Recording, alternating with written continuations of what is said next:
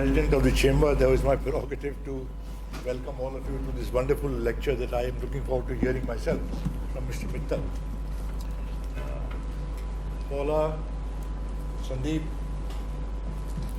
Mr. Mittal, ladies and gentlemen.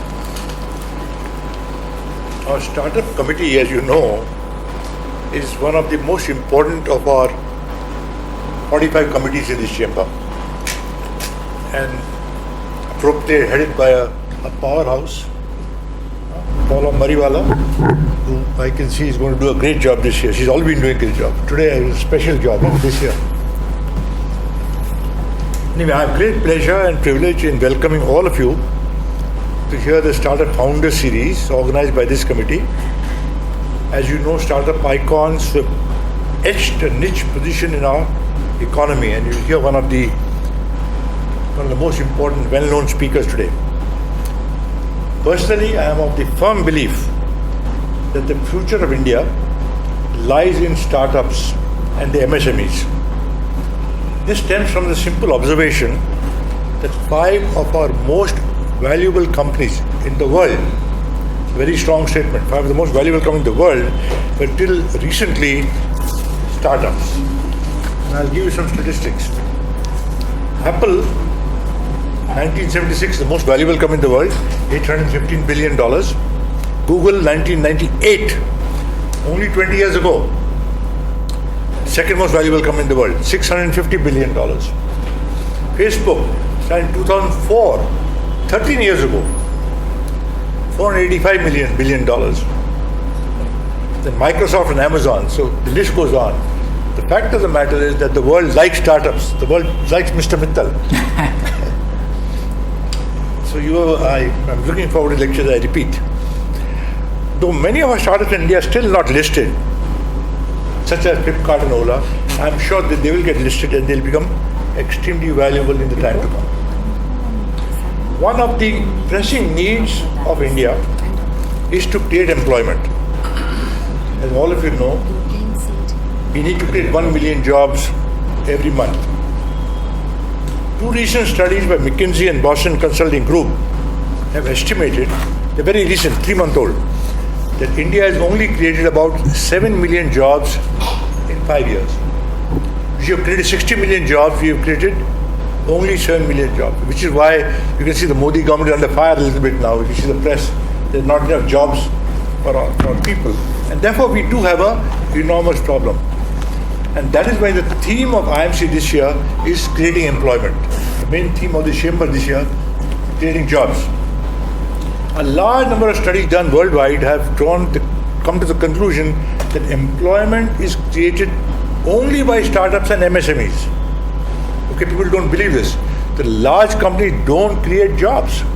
It's the startups and MSMEs that create jobs. So they're very, very important to us.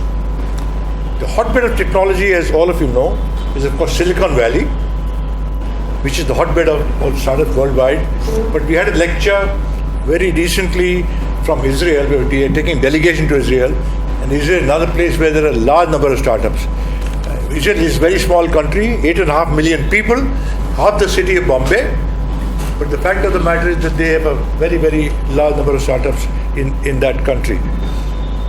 Today, I believe the estimate is that we have 4,400 technology startups. And thanks to people like Mr. Mittal, the estimate is this will become 12,000. This is very, very important for this country, in my opinion. And investors such as SoftBank, which have now a $100 billion technology fund, are investing heavily into India. And all of you read that in the press, they've already invested over $2 billion. And I think the figure will increase with the $100 billion to give away. So those who want it, talk to SoftBank. They have all the money to give. Prime Minister Modi is stressing on empowering the nation by giving the right thrust to startups by starting up India, intended to build a strong ecosystem for nurturing innovation and startups in the country to drive sustainable economic growth and generate, of course, employment. The Startup Committee of IMC with Paula, our energetic chairperson, as you know, has lined up very exciting and knowledge-sharing events which should build both startups and are also equally important to angel investors who are looking for good startups to give money away. And we already held, or she already held, a highly successful angel investor masterclass, she and Sandeep here, as the very first event of the startup committee this year. The startup series is designed to motivate young budding startups like you, for motivating them to become successful entrepreneurs. The highlight would be the business journey and the various situations faced by them and how they conquered it. I must tell you, since I'm an MIT alumnus, and Paula, of course, comes from better institute, Stanford, but the MIT alumnus have started companies which contribute to 15% of US GDP. So startups is extremely important to all economies. And we have, who else better than Anupam Mittal, to founder and CEO of People Group and of the famous Shadi.com and Makan.com. So I'm looking forward to hearing from you. He started his entrepreneurial journey by founding People Group, which includes, of course, Shadi.com and Makan.com, but a variety of other companies which we'll talk about. And the group is recognized as one of the most innovative enterprises in the country. Besides his operational role, Anupam is also an angel investor and has made over 75 investments, most of which I believe have done extremely well. I have a whole list of 75, but I can't read them out right now. You can see he's a true entrepreneur. He's passionate about entrepreneurship and innovation and well regarded and esteemed for his understanding of the subject. He has been voted by Business Week as one of India's most influential people and is consistently ranked among the top icons in India's digital ecosystem. So I am delighted that we have a wonderful speaker today. I'll spend 2 minutes talking about Indian Merchant Chamber. I'm doing a sales job now because I want all of you to become members. Those of you who are not, please join IMC. But let me tell you in 2 minutes what we are all about. This chamber was established in 1907, 110 years ago. This building belongs to us, strategically located, foundation stone laid by Sardar Vallabhbhai Patel. So it's an iconic building. The only chamber in which Mahatma Gandhi was an honorary member. He joined no other chamber, but he joined IMC. Virtually every president and prime minister of India have addressed this chamber, have graced this chamber. This is a very iconic room. You can see the statues around us. So you are sitting in a very, very special room right now. Mr. Narendra Modi, our present Prime Minister, has addressed this chamber twice, in 2013 and very recently in April 2017. We are the voice over 2 lakh corporates, so which gives us the power that we have.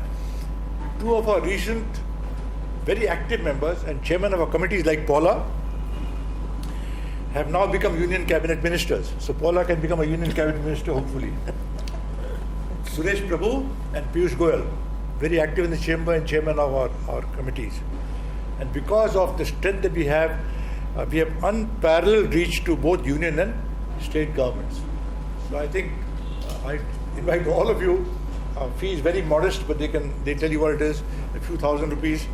And we look forward to your joining this, those who have not become members of IMC.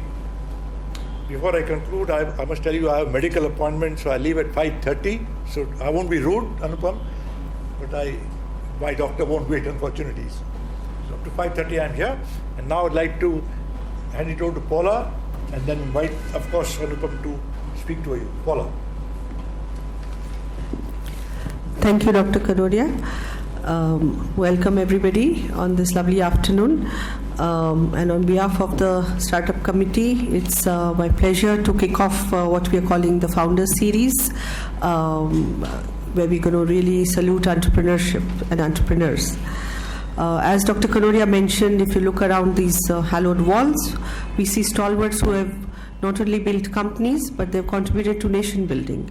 So it is really the spirit of entrepreneurship and organization building that IMC is built on. And in that spirit, we really want to take forward entrepreneurship in the current context by really engaging with what is driving the economy, what is really driving the new ecosystem. And entrepreneurship is all about creation. It's about creating something that will outlast the founder.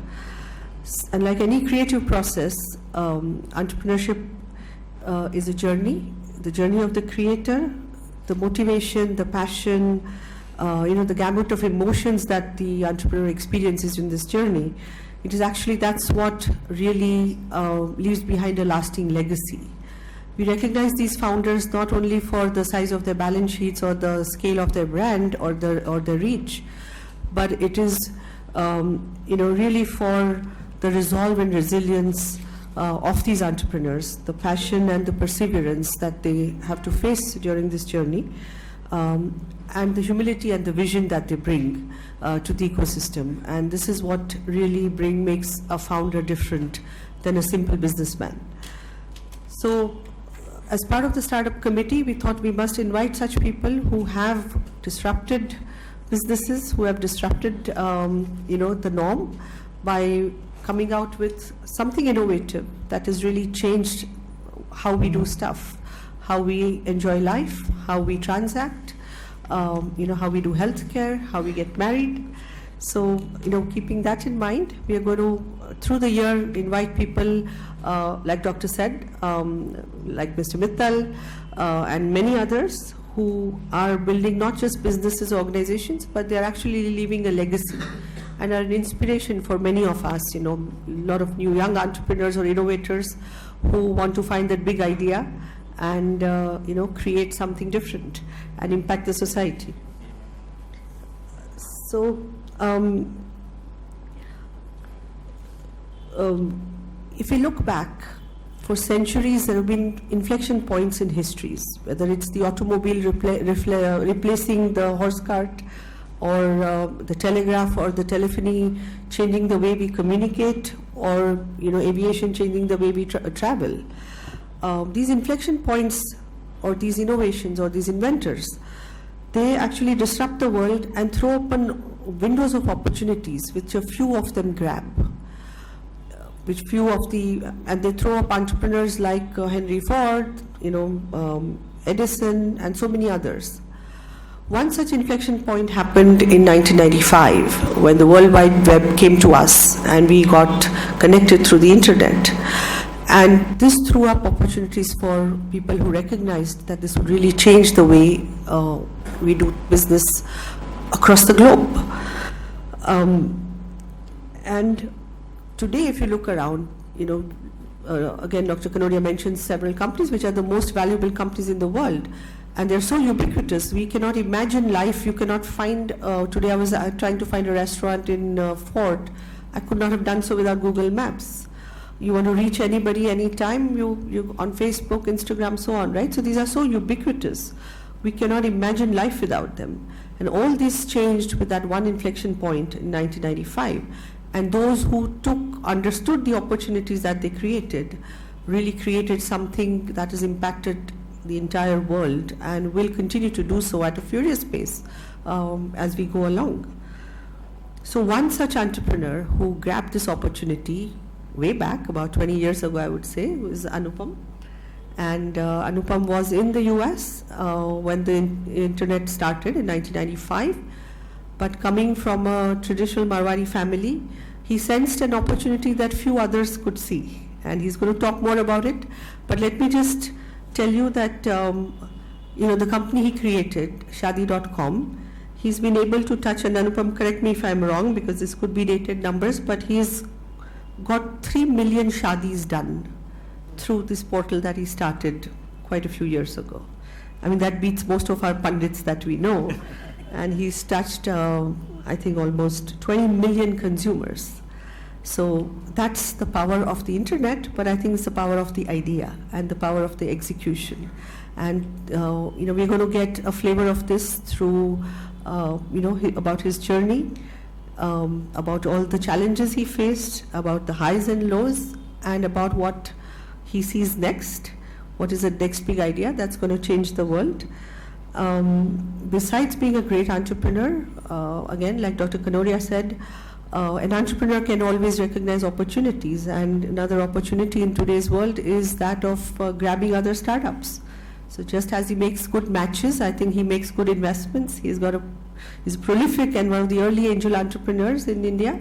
He has a large portfolio, and I've heard some good things from entrepreneurs about how he manages the portfolio, how he inspires the entrepreneurs and gives them guidance when required.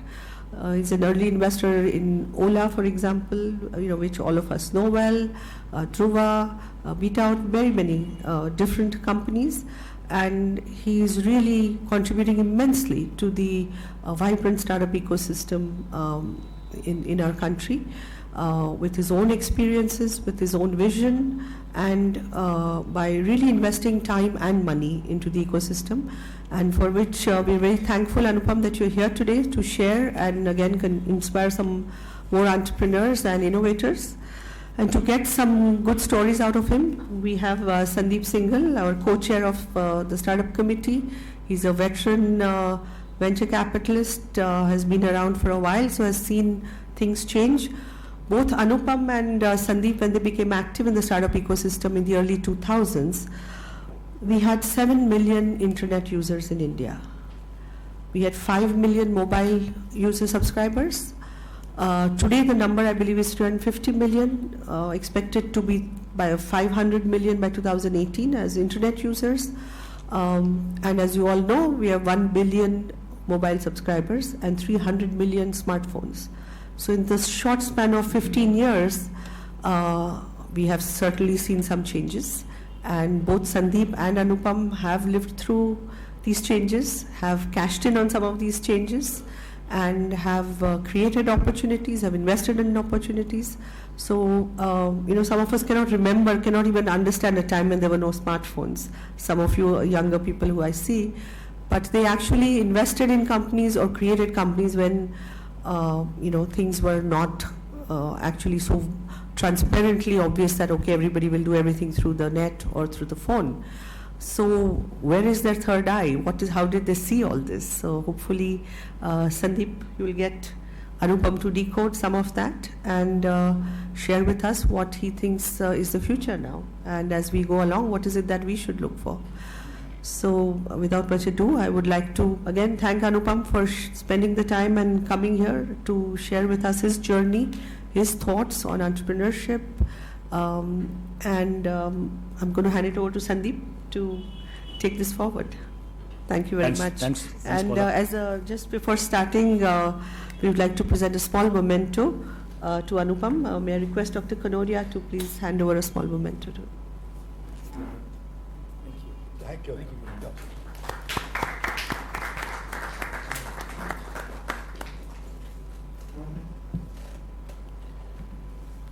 Shall we? The way we are sitting and so on, we're going to have an informal discussion, and I'll ask Anupam some questions, and then when I'm done, the floor is all yours. You can ask whatever questions you want, and Anupam has said that he's going to be gracious enough to answer any question that you ask.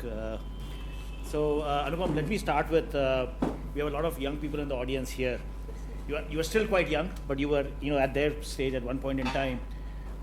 When did you decide that you wanted to be an entrepreneur? Obviously, Paula mentioned you came from a business family, so there is that entrepreneurial spirit that was inside you. But when did you say, hey, I want to be an entrepreneur, I want to be a founder, I want to build something?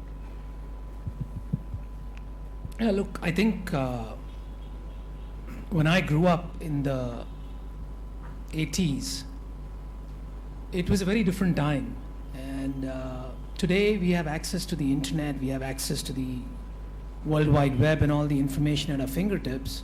So it's very easy to be proactive and do research on things like what are my career options.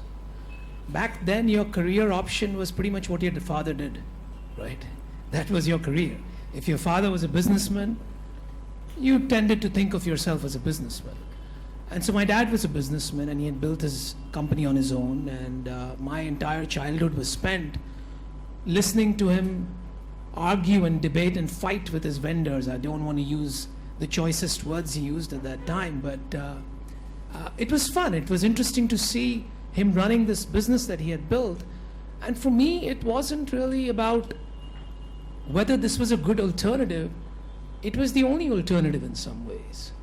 I never really stopped to think whether I could be an engineer or a doctor or an astronaut for that matter. It was sort of preordained.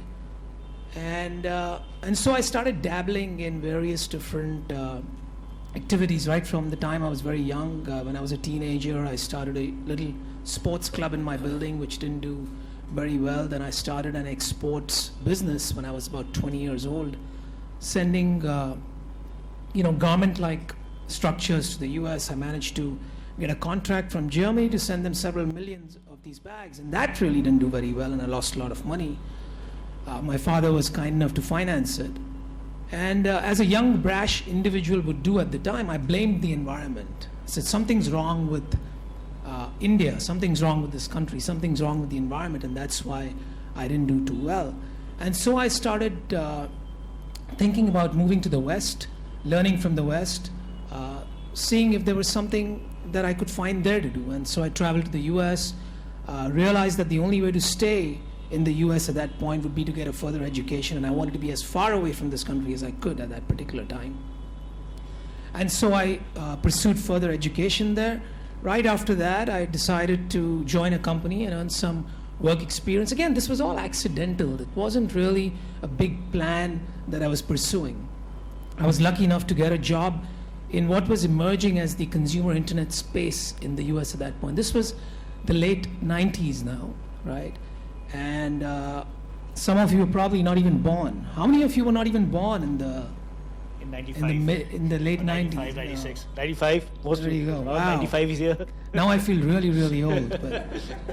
But this was the late 90s, and the dot-com boom, if you've read about it, if you weren't born, that's fine, but if you've read about it, it was one of the biggest boom and bust cycles that we've seen in recent history. And we were right there, not just contributing or participating in it, but making it happen. I was part of a company called MicroStrategy. Me and a bunch of guys started something called strategy.com, which went on to become one of the poster children of the dot-com boom. We went from I'd say about $100 million market cap company to about $40 billion in 2 years, right? And all of us had pretty much become multi-millionaires overnight because of our stock options. And so I'm here, a kid from the US. Until a couple of years back, I had no idea what I wanted to do. I'm suddenly sitting on millions of dollars of stock, mind you, not cash. I should have cashed it out, but such is hindsight. And we were booking Ferraris and Porsches and so on and so forth. We knew very little about the ways of the world. And as luck would have it, our company announced an accounting irregularity in March 2000. March 12, 2000, I even remember the date, because that day the NASDAQ fell by about 1,100 points from 5,500. Our stock went from 666 to maybe 300. And by December of that year, the world had come to an end. Our $40 billion market cap company had come back to $60 million. Not only had we lost the millions of dollars each one of us was worth, we were all in debt. So that Ferrari never came. And that was the time that we all started to think about what to do next, and there was a lot of soul searching going on in the US at that point. I was lucky that I had started a small little site on the site in India. And so in the early 2000s, I decided to come back to India and see how the internet opportunity would unfold here. And that's when I started Shaadi.com. So why call it the People Group? What was the thinking behind the name? That's a very interesting and actually seems like a very light question, but it's actually a very deep question for me personally. To me, nomenclature represents a very deep insight into how people think. And yes, you could say what's in a name arose by any other name and so on. But to me, it really represents your philosophy in many ways. Once I came back and started Shaadi.com, we were very clear from the beginning that consumer internet is what excited me. And as Paula mentioned, in 2001, there were about 6 or 7 million internet users in India. Do you want to take a guess as to how many there were in 2008? What happened to those 6-7 million people in 2001? Where did it go to in 2008? Any idea? Guesses? How many? 14 to 15 million. So close enough. It was about 12 million, wasn't it? 11 to 12 million. So in 8 years, it went up by 5 million, right? Do you know how many internet users we add every month in this country now? It's pretty close to that number. It's about that number. And that took about 8 years, right? And every year we used to sit around and think about, next year, this thing is just going to take off. And we're going to have 100 million internet users. And every year we used to sit and think about these things, and it never really came true. And so I started thinking about what else is it that we can do, because it's impossible to scale one business. So you had to be in multiple areas if you were going to have scale. And so we started Moj Mobile, which is a gaming company, started Makan.com. And so we needed a name that kind of unified all this. And thought about many different names, and this tech and that soft and so on and so forth. But ultimately the realization was the most critical competitive advantage in this industry, in this era, or the most sustainable competitive advantage that a company has is ultimately its people, right? That's what it comes down to. It's not about capital, it's really about people. And so it was really as simple as that, but it took 3 years to come to that name. The simple things are the most obvious sometimes. And why did you choose wedding and sort of matrimony as your first starting point? As when you came back, was it in your circle everybody wanted to get married? Did you see a gap somewhere? What was the thinking which said, okay, this is the space where I see an opportunity? What was was it a well thought through thing, or as you said, there's some things you just sort of fall into? What was the process? Yeah, back in those days, we didn't really think that much. We just kind of did it and went with your gut and intuition. There was no spreadsheet analysis or a lot of market analysis, or at least for me, it wasn't. This was a similar accidental story. I had just come back. No, I had been coming back from the US every year for a month or two.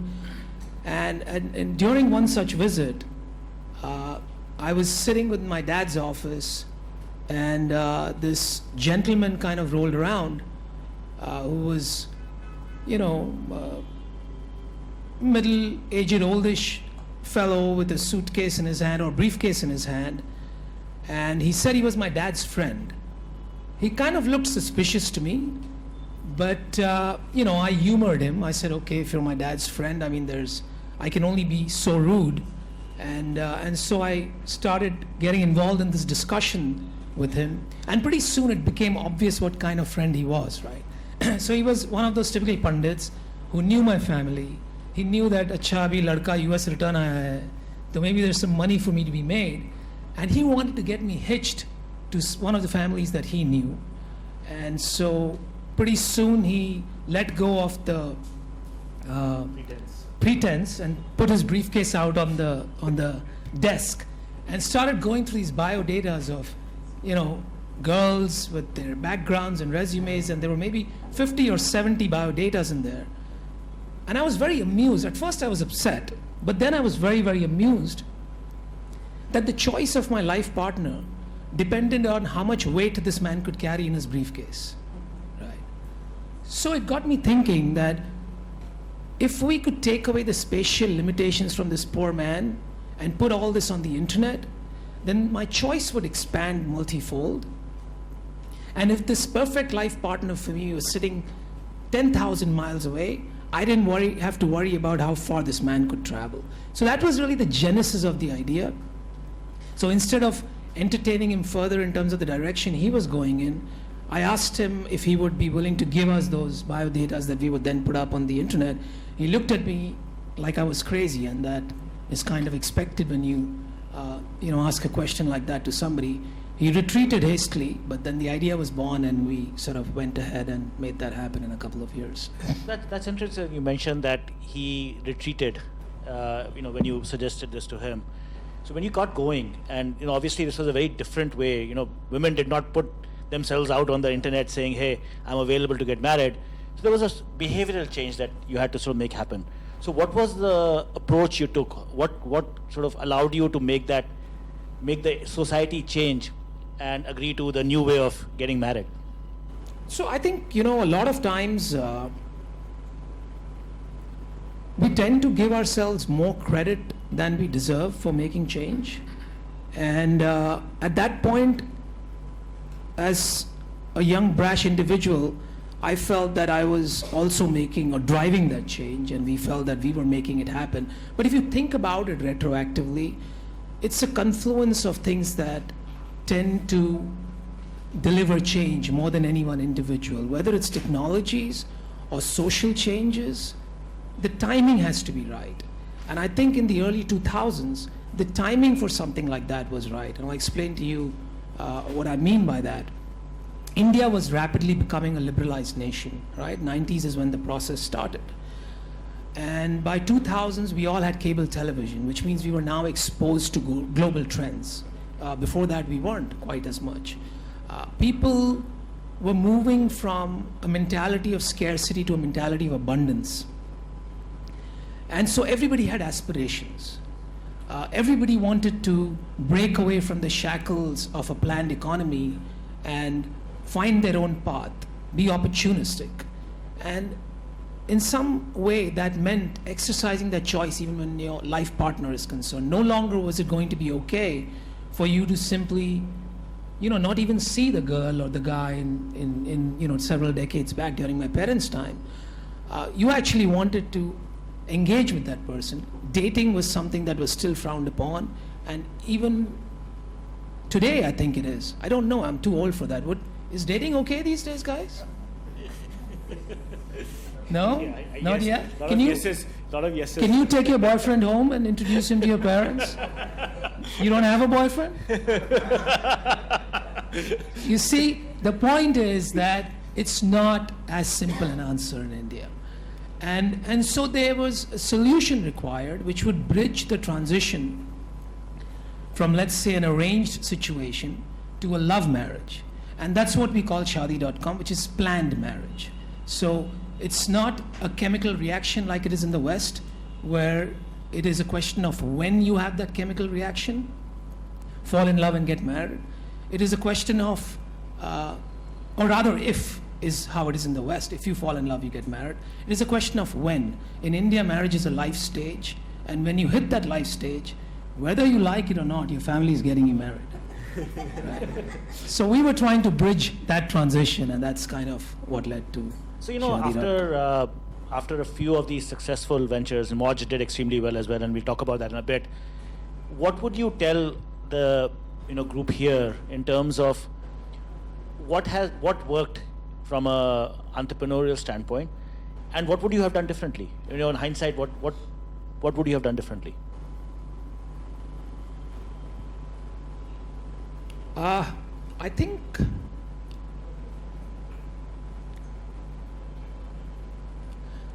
you could, if I had to reflect back on what worked, I could put it down to many, many, many different things. Because at different times, different things worked. You needed a different set of attributes or a different type of strength.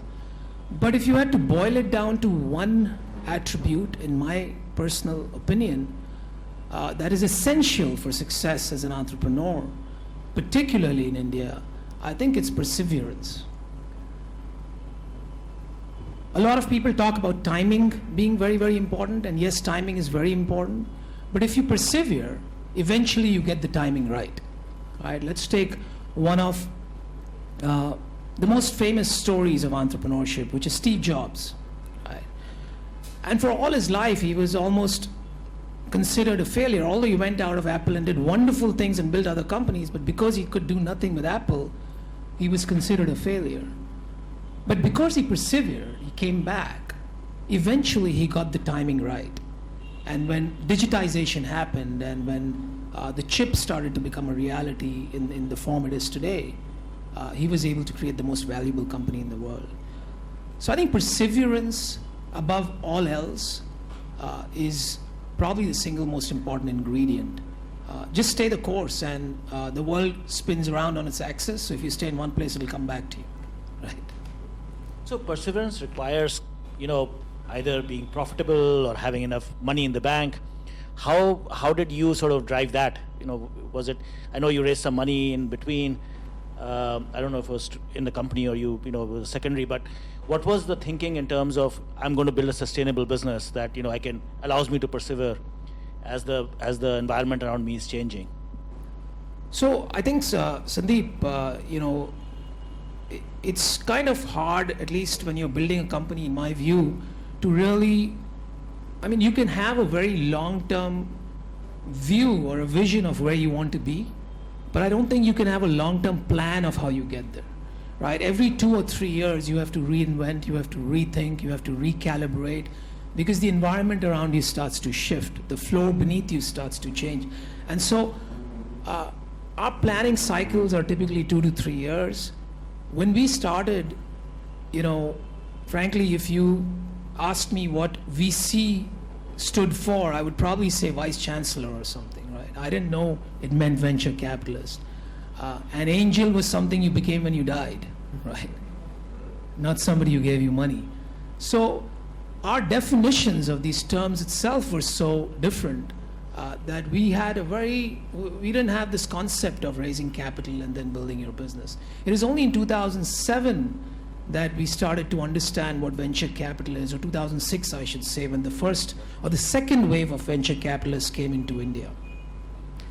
So our businesses were profitable for long. In fact, when we raised venture capital money is when we started making losses. So yeah, you have to be careful. It's a double-edged sword. But then, of course, we realized that this was not a business to be losing too much money in, and we turned profitable again. So really, our planning cycle, even now, is more about 2 to 3 years.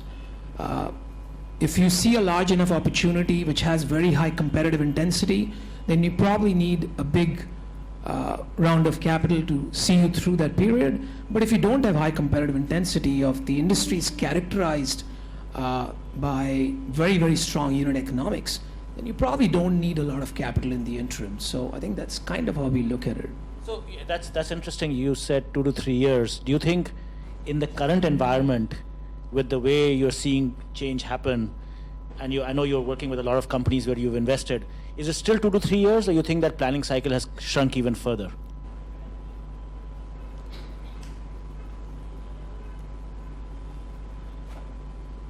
You could make that argument that you need to sort of compress it even further, but I'm thinking about this as you ask me that question, Sandeep, and I struggle to see how you can compress a business planning cycle to less than 2 to 3 years. Because, by the time you invest in any particular direction, it's already 2 to 3 months. It takes at least 2 to 3 quarters to start seeing how that's playing out. So unless you're a really, really small company that's figuring out what to do, and then the cycles might be 2 quarters, because you're still trying to find out which business opportunity or which business model you should stay with. If you've already got a business model and you're growing in a certain direction, I think less than 2 to 3 years would be very, very hard. I think that's a fair point, that depending on how big you are, if you have an established business, yeah, then you can't pivot it in a 6 month or 1 year. Or absolutely. But if you're very small, then I think you could have a... Yeah, that's fair. So at what point did you say, hey, listen, I have a bunch of businesses that I'm running, but I'm seeing all these guys running around, building other businesses, and I want to be part of that, and I want to be an angel, and I want to invest in them. At what stage in your journey did you say, hey, I want to take part in these other opportunities? So, as an entrepreneur, I would say the definition of entrepreneur is an opportunist, right? You could make that argument that you could define an entrepreneur as being an opportunist. An opportunist is somebody who is almost like a compulsive gambler. He sees an opening and he wants to take it, right? And true with me as well. So in 2007, when this economy started to open up and we had venture capitalists come in again and young individuals were starting to create companies, There was one such company that we used to work with at Shadi.com called Interactive Avenue. Well, it was not called Interactive Avenues, I beg your pardon. There was a group of people working at a company called MediaTurf that was India's first digital agency. Now, my background was I had just come from the US. I had seen digital agencies.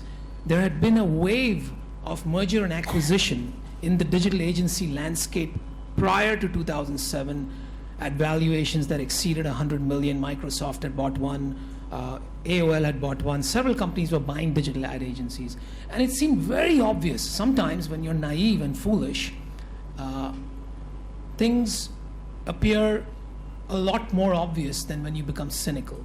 And sometimes when you act upon them, and if luck's on your side, and when you're young, luck is definitely on your side, you tend to make the right decisions. So I came across these bunch of guys at MediaTurf, and they were kind of wanting to get out and start a company on their own. And because we enjoyed using their services, I liked the team, I had seen the background of what was happening with digital ad agencies, I wrote them a check in my foolishness.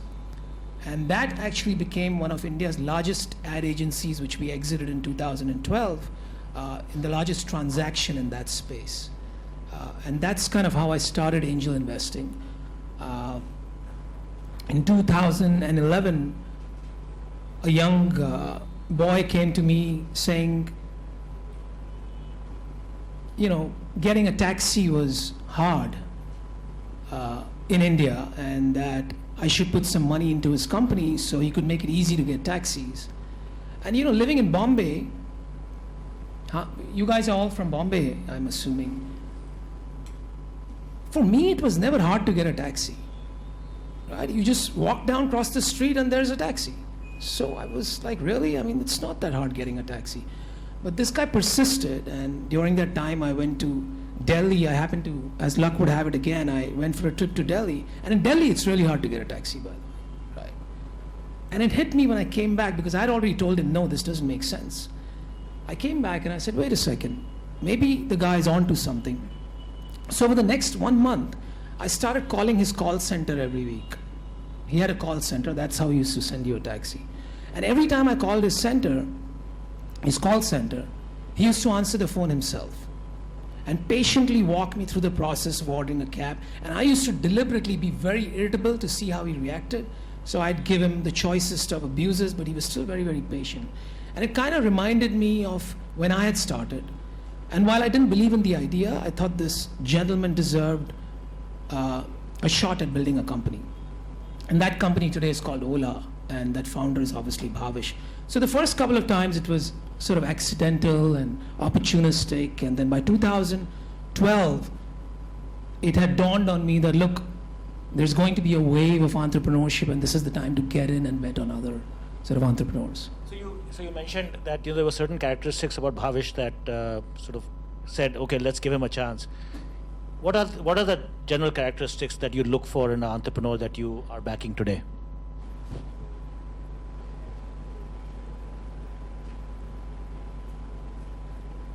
So again, to formalize something that you've learned over all these years into one sentence is always hard. Guys, listen carefully, because if you come and ask him for money, these are the things that you want to have.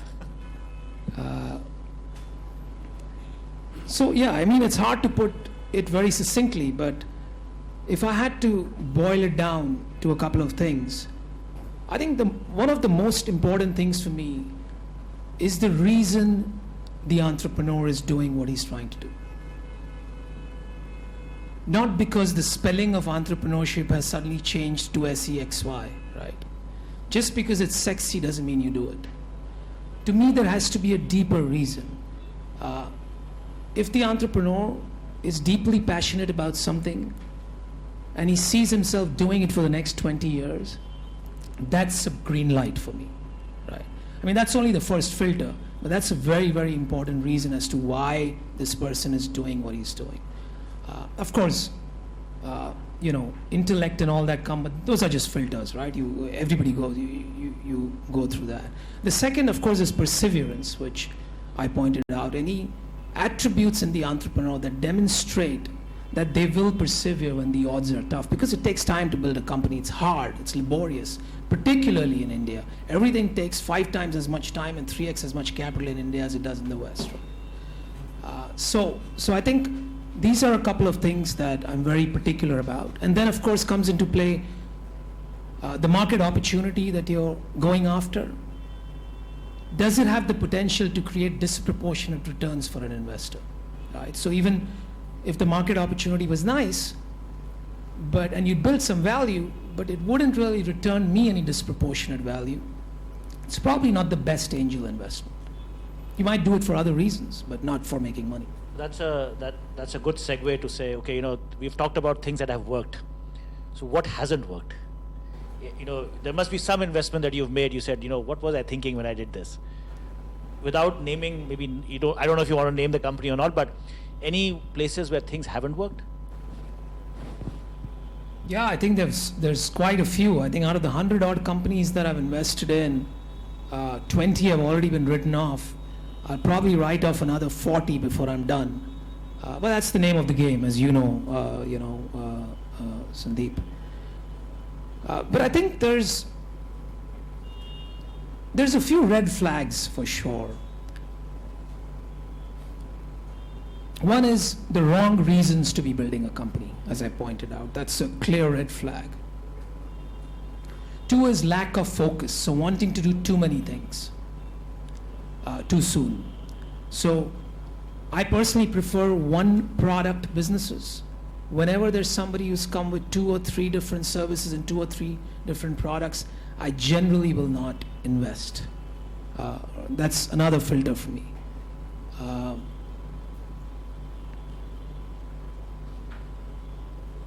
I think these are a couple of the things, and what's kind of not worked, I'm thinking as we speak,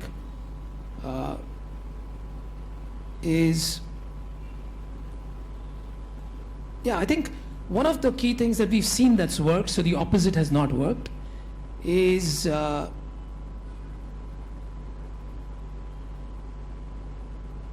lack of learning agility.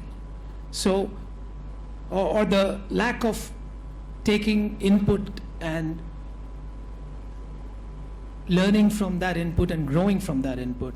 So, I spoke about persevering, and there's a line between persevering and being obstinate and stubborn, right? Even when things are not working for you, you take a very, very hard position, dig your heels in, and continue to do what you can obviously see is not working. And usually those happen because of reasons such as ego, emotion, and so on and so forth.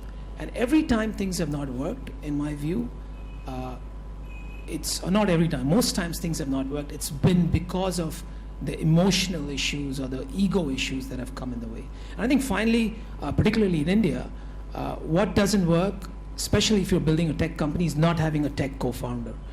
It can work in the West, but in India it most definitely does not work. So that's a big red flag for us.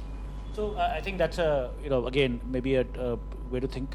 A question that comes around that is, you've done a bunch of companies that are consumer focused, right? So, and I know that as we were discussing earlier, that in India, not all consumers pay. For example, you were lucky you found a market with Shadi where people were willing to pay pandits and they were willing to pay you. But if you look at what's happening in e-commerce right now, people are still losing money. Yep. Because it's discounts that getting people to buy. And so some people say, hey, the new wave of investing is B2B. Back companies that are selling to other businesses because they pay. What's your view? Is it B2C? Is it B2B? Where is the opportunity in India right now? Yeah, I think that's a very good question. So if you have to start peeling the layers, ultimately to me, if you look at it from a global level, all money comes from consumers. So even B2B businesses ultimately are financed by consumers. So if you simply take a view that consumer businesses don't create value, that would be highly flawed. If you look at Alibaba, you look at Amazon, you look at Apple, these are the most valued companies in the world, and these are all direct-to-consumer companies. But if we look at closer home in India, yes, there is a question of affordability. And let's try to peel that onion as well. We are a $2 trillion economy, you're close there, I could be off. 500, 600 billion is driven by consumption. But the challenge is that our per capita is very low. So most of that 500, 600 billion is essentially spent on non-discretionary items. So healthcare, education, food items, housing. Once you go past all these, there's very little left in terms of discretionary spend. So it's only about 50, 60 million at the top of the funnel, or the top of the peak, that have very high discretionary income, right? And those are the people that you see today on e-commerce. And if you look at all the e-commerce companies, their biggest challenge today is to increase the number of people transacting, and so they're probably now going to focus, or they're already focusing on increasing the number of transactions per user. Having said that, so I think so there is a challenge in the consumer space. Let's sort of establish that in terms of people's ability to pay in India. Having said that, I think that has changed quite a bit in the last few years, and that is changing very rapidly as we speak. Today, young people have, yes, employment, sir, is a big challenge, and it's one of my pet peeves, but it's much better in some ways than it used to be. So today, an average young guy can go get a job at a retail store, which we could never find jobs when we were growing up. So 4 people living in a household in India today, 2, 3 could be having a job, and that starts to create discretionary income. I think we're still at the early cycle of that, but it's changing as we speak. So the places to kind of invest in, I would say, or where the opportunities lie, is clearly the non-discretionary areas like healthcare and education, which still need a lot of reinvention in India. And then into niche spaces, into consumption areas, whether it is FMCG, as we are seeing, technology-led, if it is, even better, or niche areas like we did with Shaadi.com, which over time, I think as the economy starts to grow, per capita starts to grow, discretionary income starts to grow, will become very, very, very interesting. So kind of a mixed bag of an answer, but. So, but it's, education, healthcare is all sort of, as you said, is consumption-led. So Consumption-led. So basically, you're saying consumption is the focus. Education, healthcare, transportation, these are where all the non-discretionary spends go. Yeah. And we know there are challenges in all these areas. So if you look at 2, 3 of my companies, they're in the transportation space. So Ola, there's another company called DriveZ you might have read about recently that's doing some very, very interesting stuff. There's a company called Rapido, which is motorcycle transport, or motorcycle taxis, if you will. So I've got 5 companies in the transportation space, and 3 of them are doing exceedingly well, because these are the fundamental problems in this country, which these companies are addressing. If you, if you were to tell the people over here that this is the next check I'm writing, who would you write that check to? Which Anybody who makes me money. No, I think, look, I would use that same lens, right? I mean, so Sandeep, with a VC and with an angel investor, it's very different sometimes, right? He has to answer to his limited partners. I don't have anybody to answer to except my wife, who's sitting right here.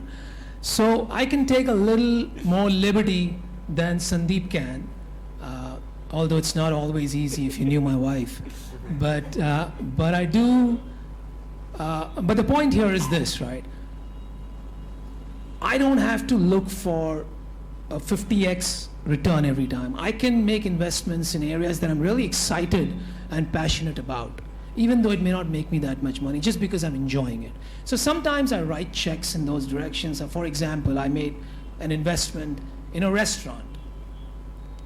I'm never going to make real money out of it, but I did it because I thought it was interesting and exciting. So I will do some of that.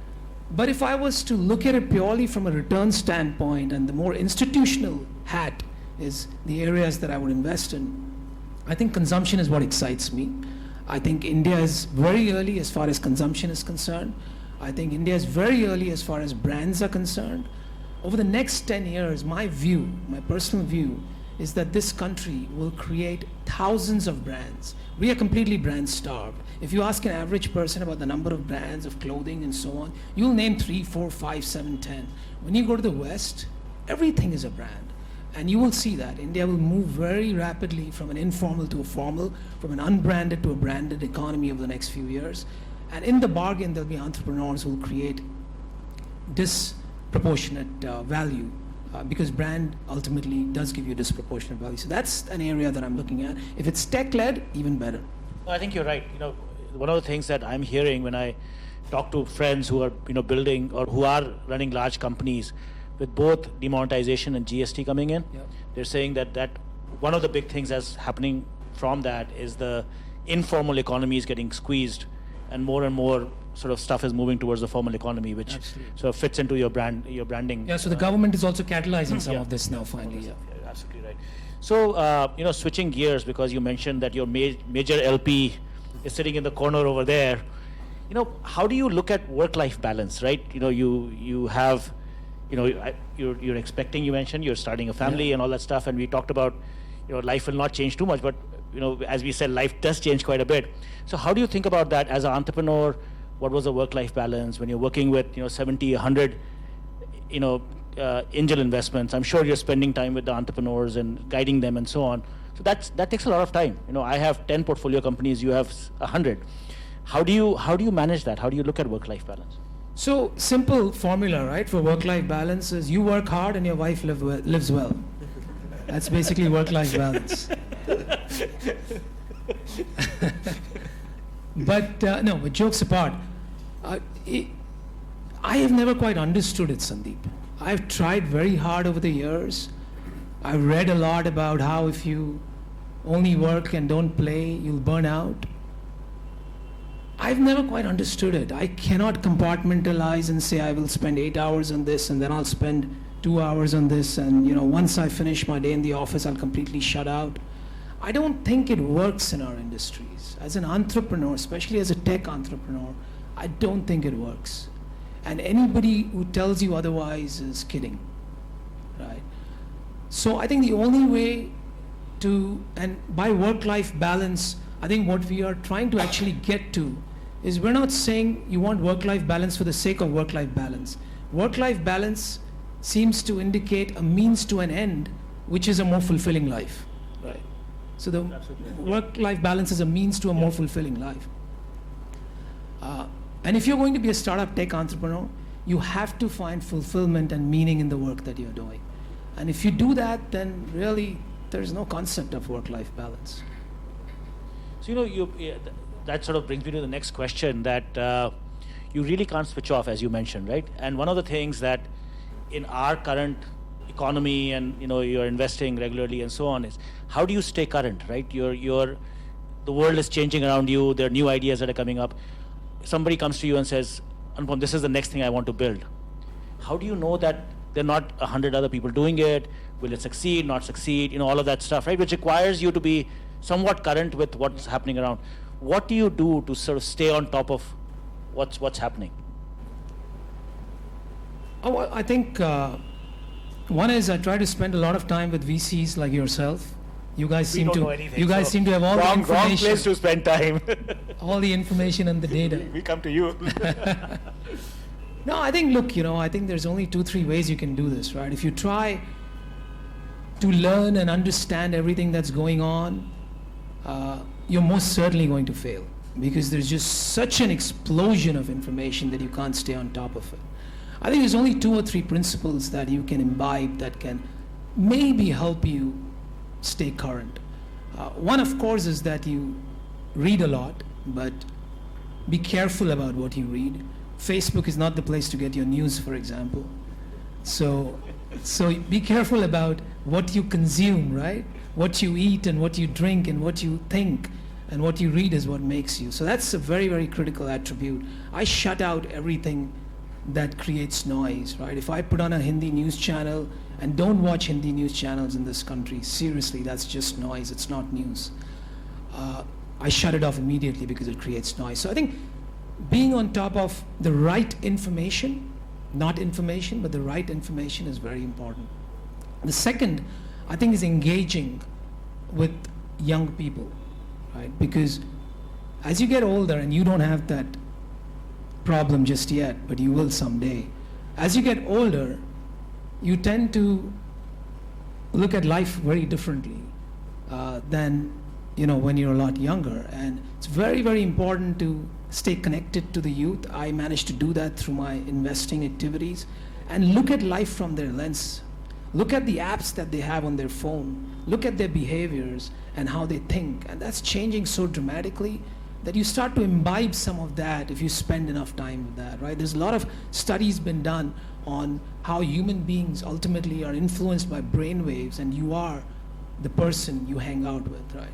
So I think that's one thing that I try to do in terms of staying on top of things. And I think there was sort of one more thing, but it sort of escapes me now. But if it comes back to me, I'll let you know. That's great. I think you're absolutely right. That Oh yeah, the last one, I think probably the most important, is probably the first principles.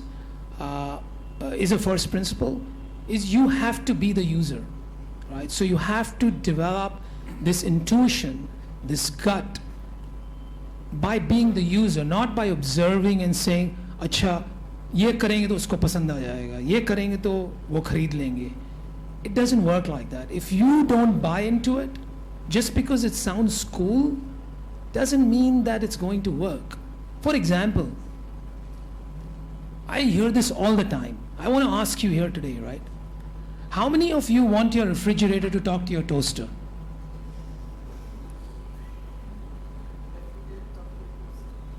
Why would you want your refrigerator to talk to your toaster? Right? But every time I hear an entrepreneur or a business plan, or when I hear of IoT, which is Internet of Things, they give the same example. connected home. That your refrigerator will be able to talk to your toaster. I say, look, that's wonderful.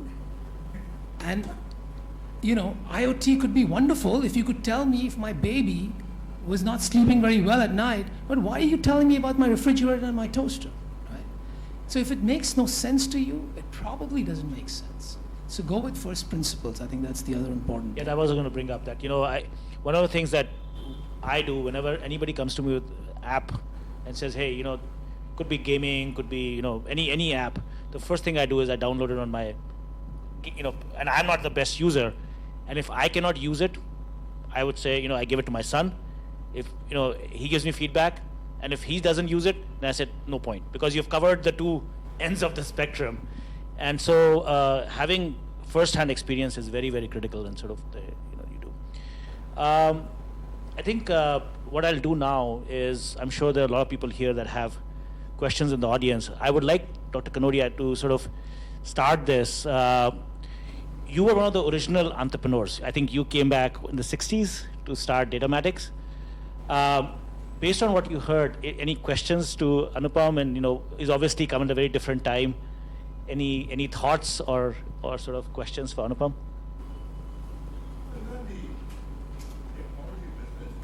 Obviously, the whole thing is right up there, and I think it will. When do you think this scenario of eyeballs, as we call it, will taper off in India, and we'll see some real money coming out of these ventures in India? What's your estimate?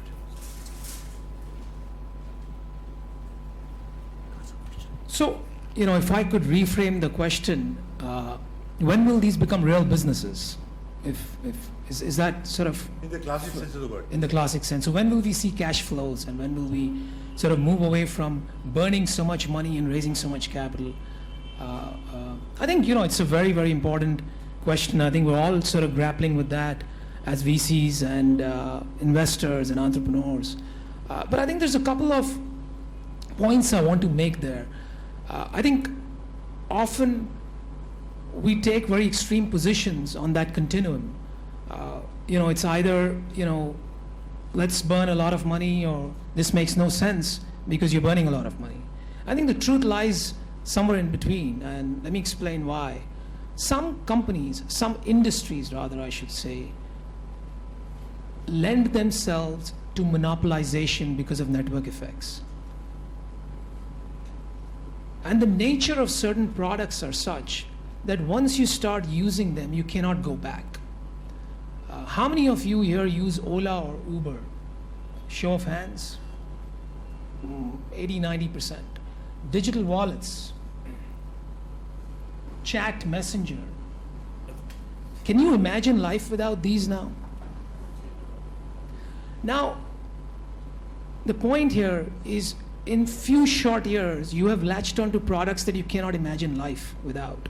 The other side of the equation on the business side, sir, is that all these businesses lend themselves to monopolization because of the strong network effects. The more users you get, the more users want to come in. The more users who come in, that's sort of the more users you get. And they create very, very strong network effects. To such an extent that it becomes impossible for other entrants to come in. So whenever there is monopolization in large market opportunities, in large industries, the value that's going to be created is disproportionate. Uber is worth today $80 billion, or 65, you could argue. You could say it's not worth 65, it's worth $40 billion. But the point is this: Uber does $3.5–4 billion of net revenue, not billing, net revenue. A technology company like Uber, you can very well project out what their expenses would be on a fully scaled out model. You can very well see how they get to $8–10 billion of free cash flow a year in a matter of the next few years. So that's really what's driving the valuation and the funding for many of these companies. Of course, greed gets the better of us, and the real value lies in selection. But everybody thinks they're selecting the right company, and hence there's more and more company or money backing many of these companies. I think it is justified in certain areas, particularly if your money is behind the guy who's going to end up winning, right? But there are a lot of other areas, I think, as a result, that have been dragged along this continuum, assuming that they will also be a winner-takes-all model, and they will also represent high network effects. And that, unfortunately, has not played out or will not play out. And a lot of people will be left with their fingers burnt. Logistics is one such area, for example. I personally think a lot of money has gone into a lot of companies, and I don't think it's a winner-take-all model. So we'll see what happens, but some industries don't justify the funding that's going in. Having said that, I am privy to some companies that are doing really well and that have raised a lot of capital. I can say, based on the data that I have, that at least 2 of them are very rapidly moving towards profitability. And you should, and recent funding rounds in the last 3 months, we've seen Flipkart raise a lot of money. We've seen Ola, you must have seen, just $2 billion announced yesterday. We've seen Big Basket, again, closing a large round. At a time where people were really sitting on the fence and saying, look, is this really going to work? So there is a lot of validation that's come in the last few months, and it's because some of these metrics are trending very, very well. I think, Anupam, just you mentioned something earlier when we were discussing this notion of will the consumer pay or not. And I think what you're highlighting is the fact that as consumers get more and more hooked onto convenience, they sort of start giving up on the discount and the pricing issue and start focusing more on convenience. And what I'm hearing you say is that, in effect, you're seeing the Indian consumer move towards convenience as the primary driver for usage rather than price. Yeah, that's a great, I think it's only the beginning. Yeah. We still value deals more than time, and you only value convenience when you start valuing time. Yeah. So right now there's still not a big premium on time, but I think it's starting to happen. Are you also seeing, sorry, I'll come back to the audience again, but are you also seeing, so the big shift that happened in the US was advertising really took off on the internet, right? So you saw a lot of, so you look at Google and Facebook, I would say both of them have reached where they have because of the Absolutely. so that's one thing in India that we still haven't seen. We haven't seen advertising move from TV and print to the digital side as much as we had expected. So this is your proverbial, it'll happen this year, it'll happen this year. Do you see that shifting? Well, I think it is shifting, but this is going to open a whole can of worms. But let me just humor me for a minute, if you will, because I'm going to go off on a bit of a diatribe here. But it is happening, Sandeep. I think India's advertising market, by the way, any guesses? You guys are students, business guys, entrepreneurs. What do you think? How big is India's advertising market? No idea. Any idea? Okay, it's about. I was just trying to wake you up. So it's about $6 billion. Yeah, 8 billion. Okay, Yeah, six to $8 billion. The U.S. Any guesses? How big is the size of the advertising industry in the U.S.? Take a guess. So the economy is about 10 times in size, right? So 50 to 60. how So- much? 60? No, it's actually about $300 billion. Much larger. As a percentage of the economy, it's much larger. It's $300 billion. So even if you manage to get a wedge in there and you start a content site called, nameyourdog.com, and you get 2 million users, you can start to generate some meaningful advertising revenue. In India, guess how much of that 1 billion, sorry, 6 billion is the advertising pie, 1 billion is digital advertising. Guess how much of that is taken by Facebook and Google? Just two companies. 80%. Yeah. Not just that, 90% of all incremental advertising dollars goes to Facebook and Google, right? Because advertising is always a game of whoever captures the most attention, right? It's all about scale. And the reason this is one of my big issues, and I wish Mr. Kanodia had still been here, but the reason is because I think we as a country and as a government have not had the foresight, and I know you're not going to like this, but let me put it out there, to protect our industries. Digital has been seen as something niche, somebody's hobby, and while we've protected every other industry, like insurance, banking, airlines, we've pretty much handed over our future to the monopolies that are coming from the West. Now, protectionism sounds like a very strong word, and I don't buy into that as well. But I think we need a level playing field because digital companies lend themselves to monopolization, and once network effects come in, it's very, very hard, if not impossible, to compete with them. And that's why Facebook and Google take away 90% of all incremental advertising revenue. We have pretty much mortgaged our future because digital is not an industry anymore. It is everything, right? And so I'm a strong proponent of not allowing FDI in digital, or at least limiting it. FII, of course, should be encouraged and welcome, and the difference is FDI is when foreign companies own our digital companies. FII is when foreign institutional investors invest in our companies. Investment should be welcome, but owning Indian digital companies should not. And the reasons I outlined is because we are mortgaging our entire future. And the more important part is, if we had not protected, people hate that word, so I'll shy away from that. But if we had given our local companies a level playing field, I think in the next few years, we would have created 50 multi-billionaires, first generation digital entrepreneurs, who would have inspired an entire nation to build disproportionate value in the coming years. I think the job of this government would have been done, right? Simply by inspiring the entire country. I think we've lost that opportunity, unfortunately. Yeah, no, I generally agree with you that we did need a level playing field.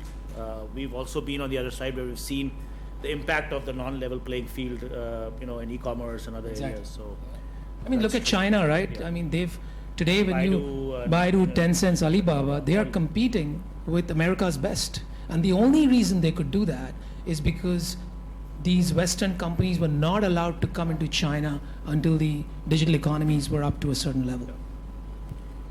Any other questions? Yeah, I'll come to you next. Well, startups are assumed to be from the certain segment of the age. As a venture capitalist, do you have some, band in mind that beyond this age you would not consider? This was a question that was there. I didn't ask him. No, look, I mean, I'll answer that question. You want the honest answer or you want the political answer? The honest answer? Okay, let me, here it is, right? Entrepreneurship in India is a very, very long-term game.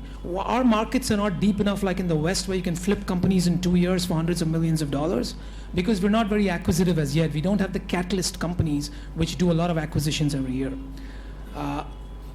So what that leads to is typically you see value creation in 10 to 20-year cycles, which means you need entrepreneurs who have the energy to bat at a certain velocity for 10 years, 15 years at a stretch.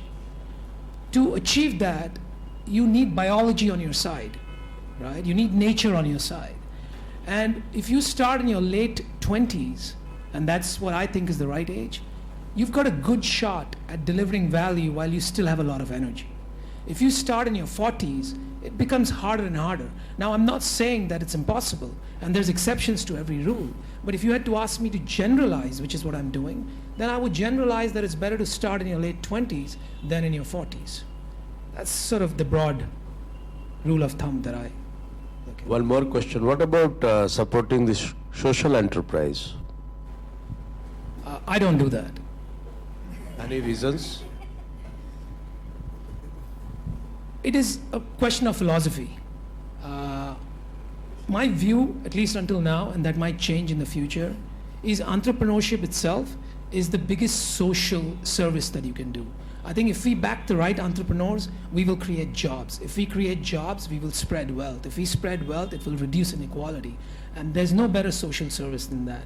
I think the current social service structures, which is to give money to charity, I think social entrepreneurship is welcome, and I think there's enough funds out there that are doing a great job. I personally don't have any expertise in that area, so that's why I stay away from it.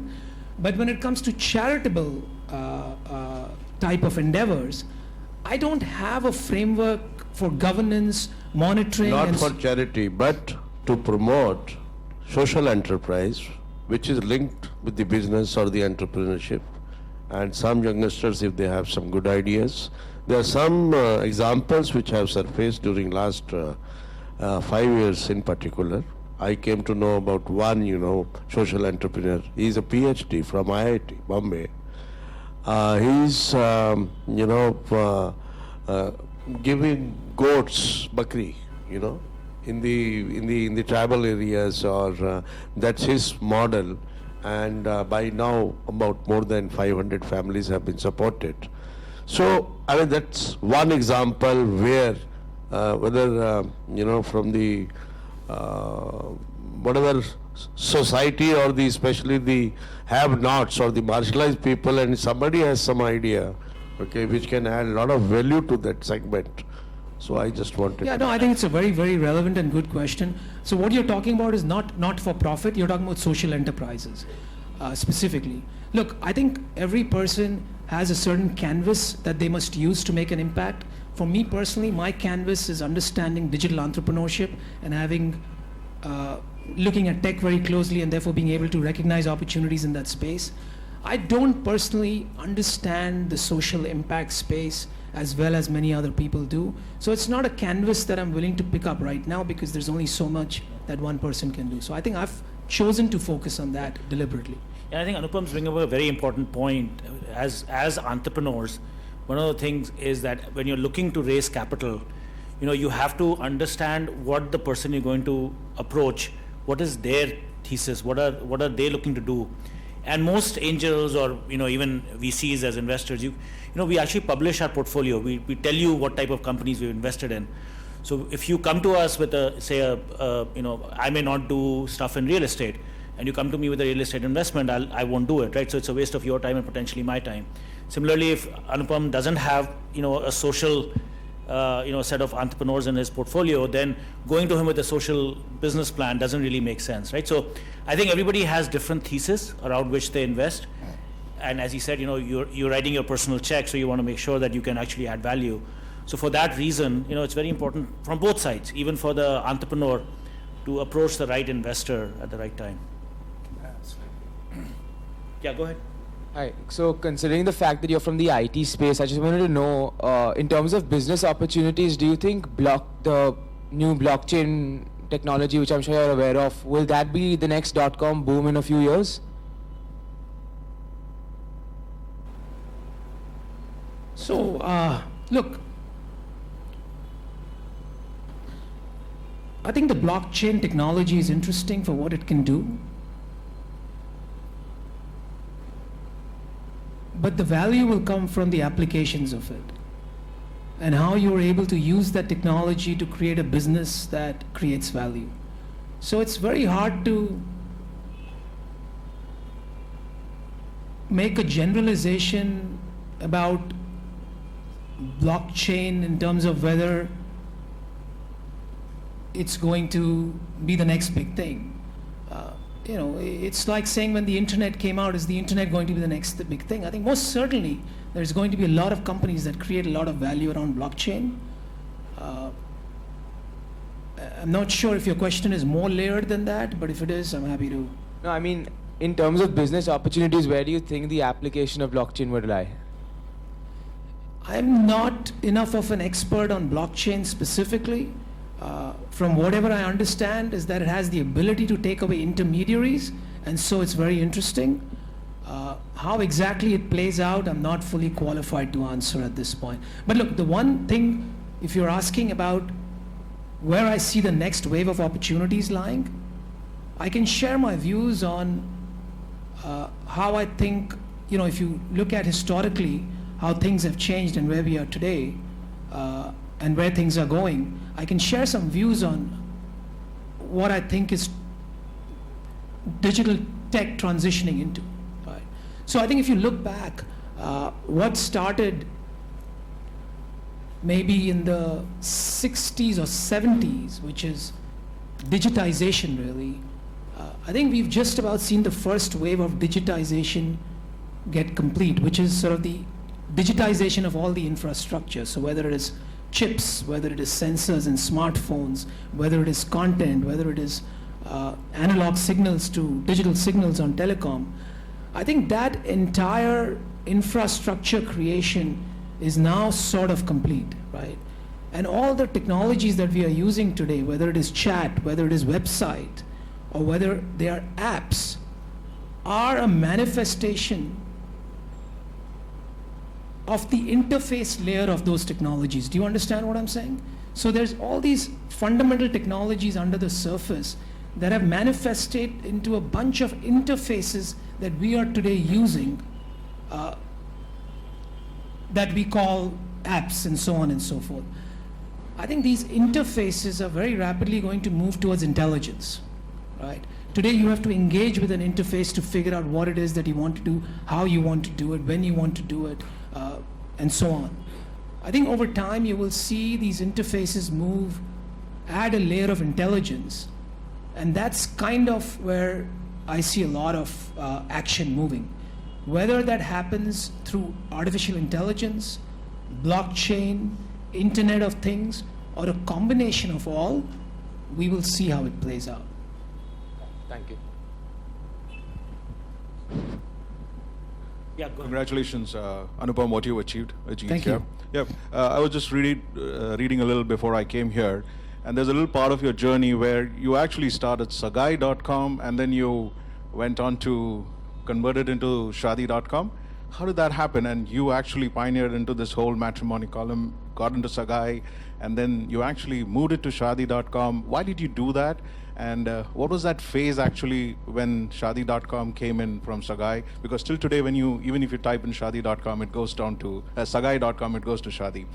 How did that phase happen? When did you decide to make that switch and build a brand that which you kind of got it afterwards?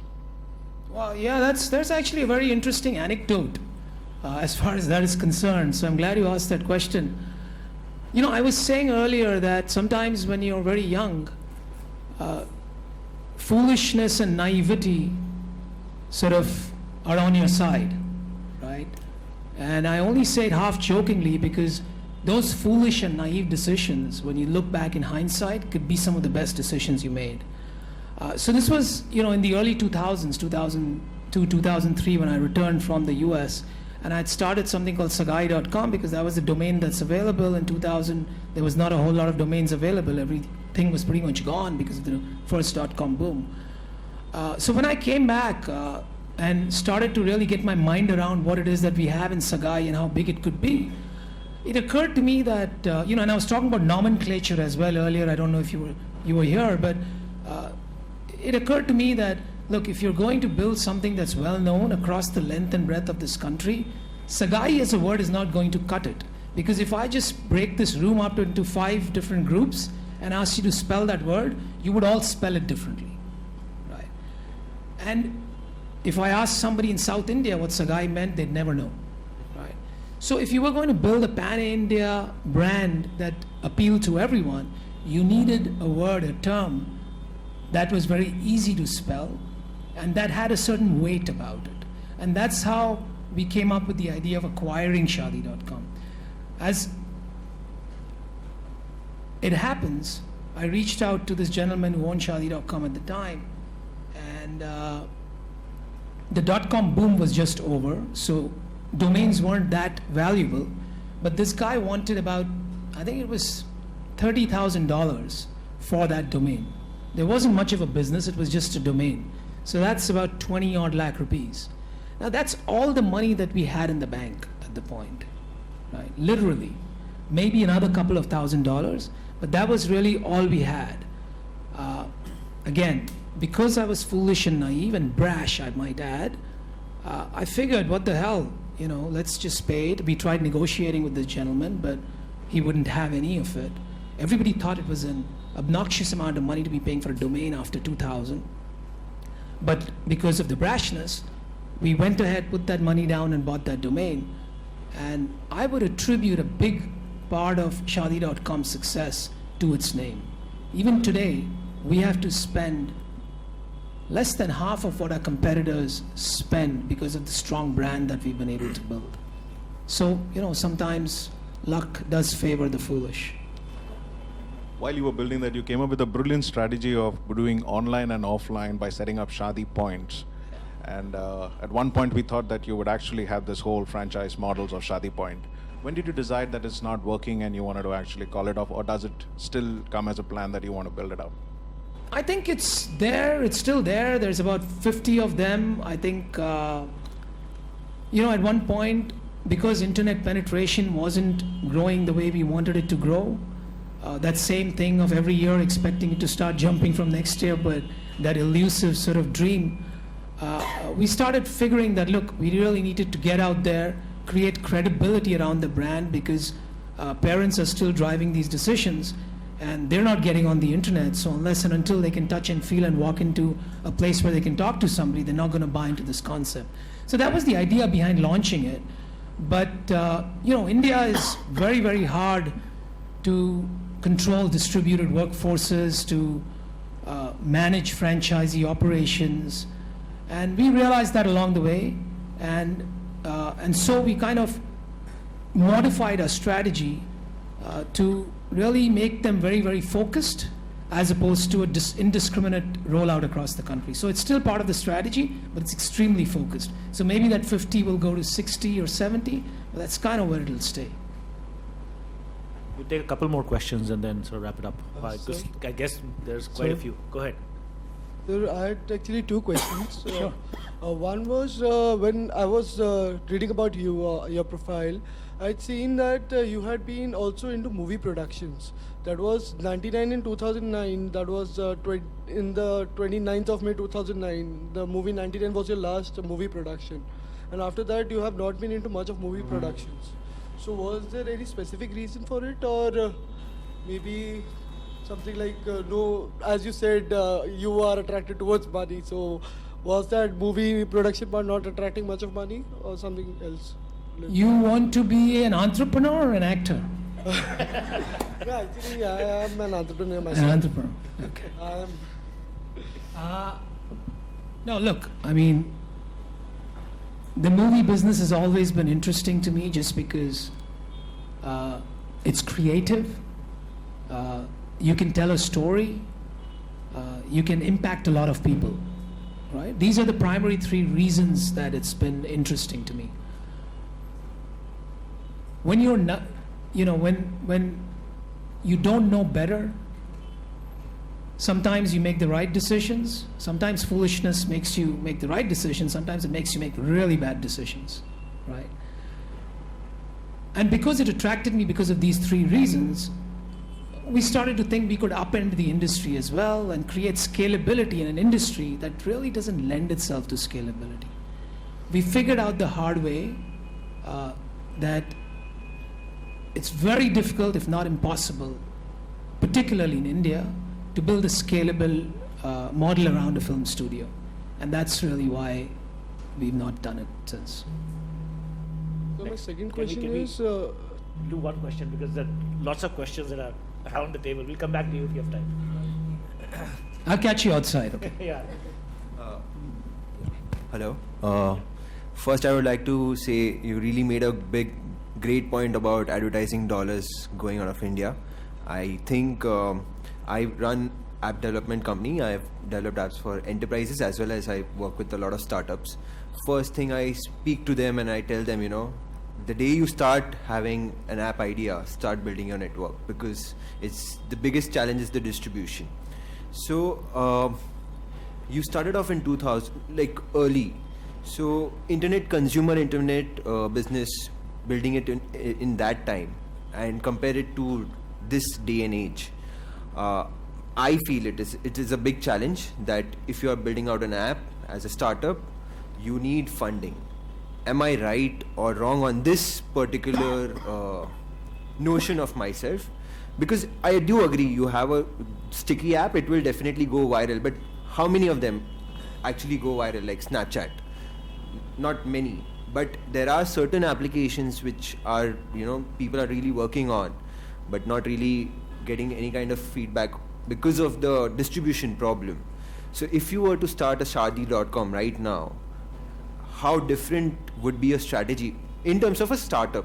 Like, because I meet a lot of startups and they keep on asking me.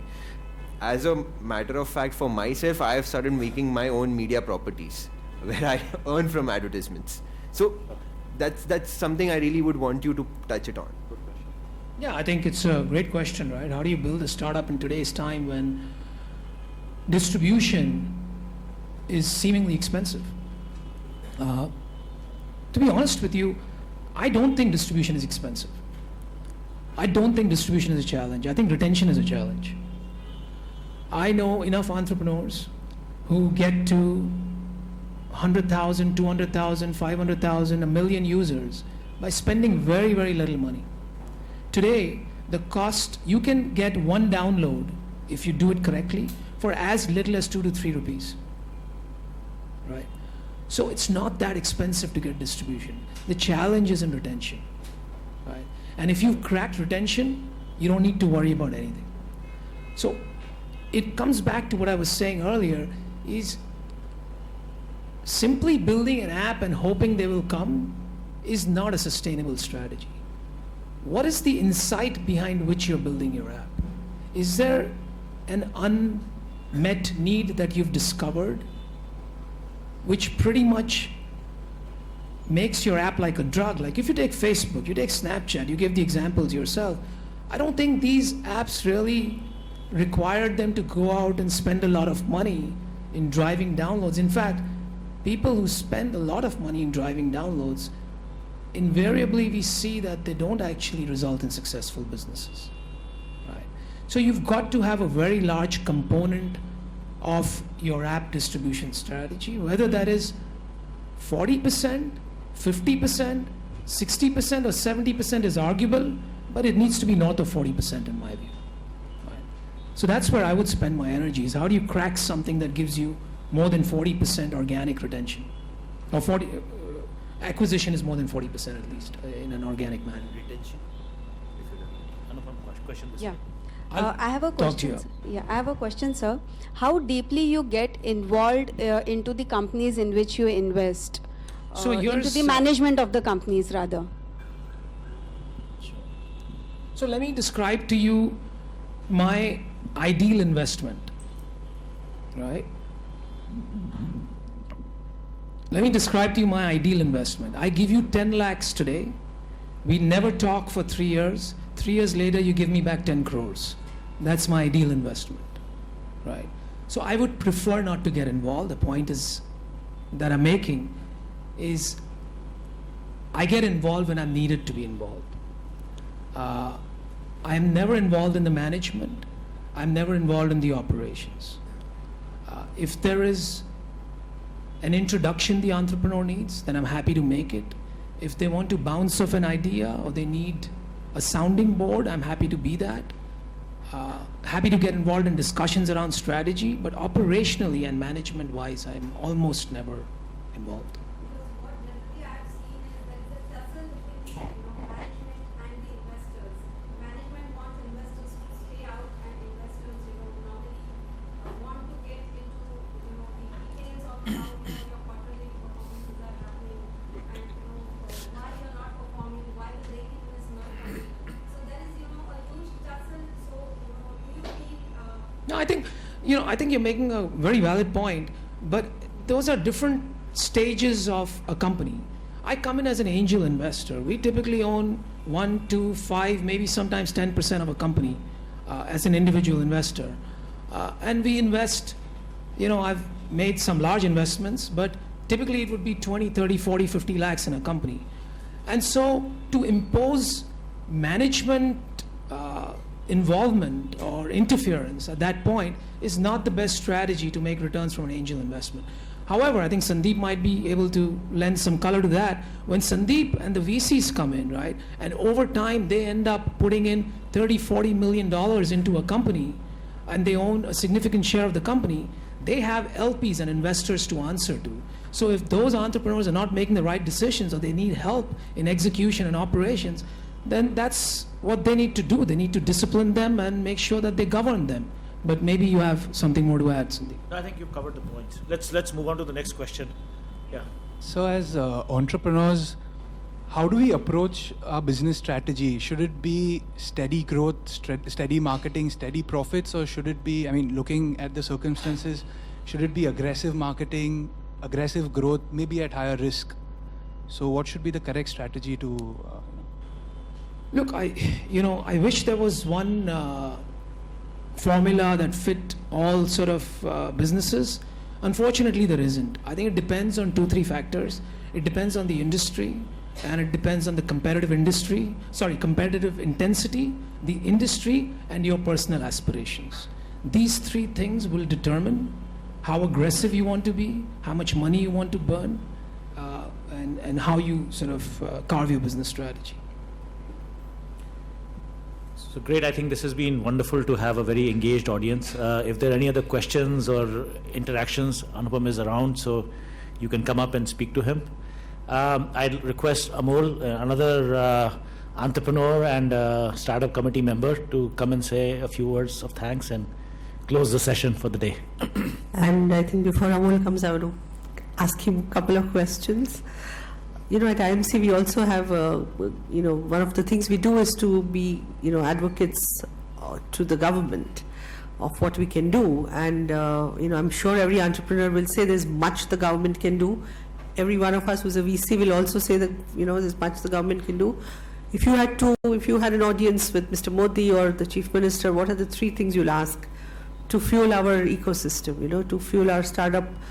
Some of the things you mentioned about, for example, in the advertising or creating equally level fields, and especially for Mumbai as a startup hub, what do you think we can do to really, encourage more entrepreneurship, maybe in certain sectors or so on, in Mumbai?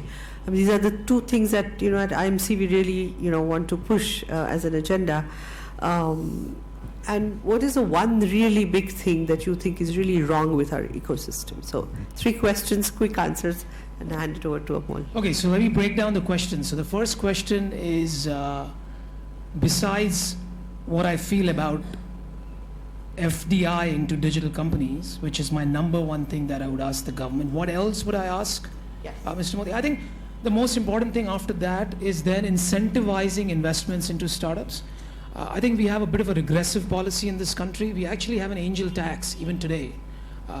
Yes, companies find ways to get around that, but what is the need of an angel tax, which is if a person makes an investment in a company, that company theoretically and technically could be taxed for raising that money, right?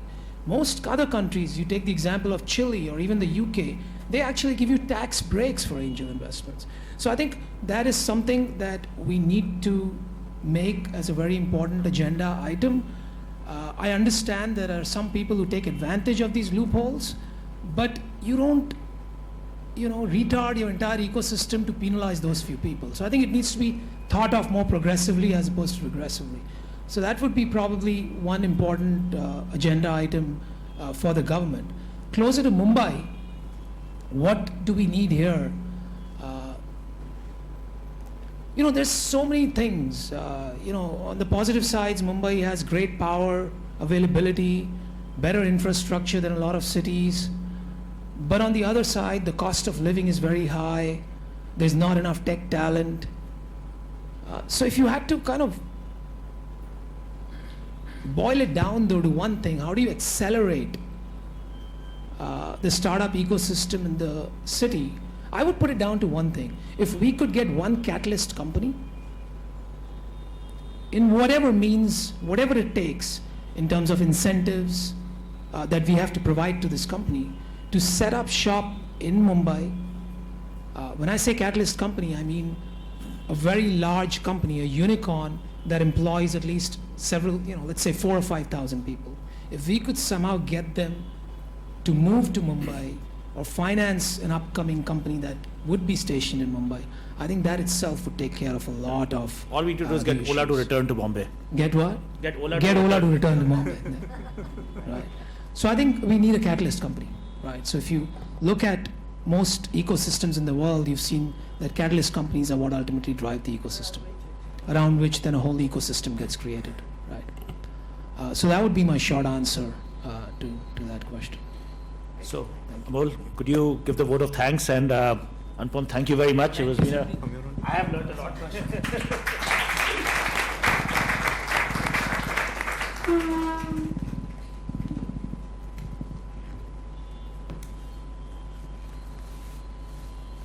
And thank you for sparing his time to come and spend time with us. Thank you. That was really inspirational.